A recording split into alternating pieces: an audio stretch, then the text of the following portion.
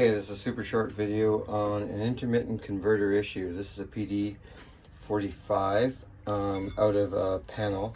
So I've taken it out and it was charging sometimes and not others. Here's the capacitor. So basically the capacitor fits on right there.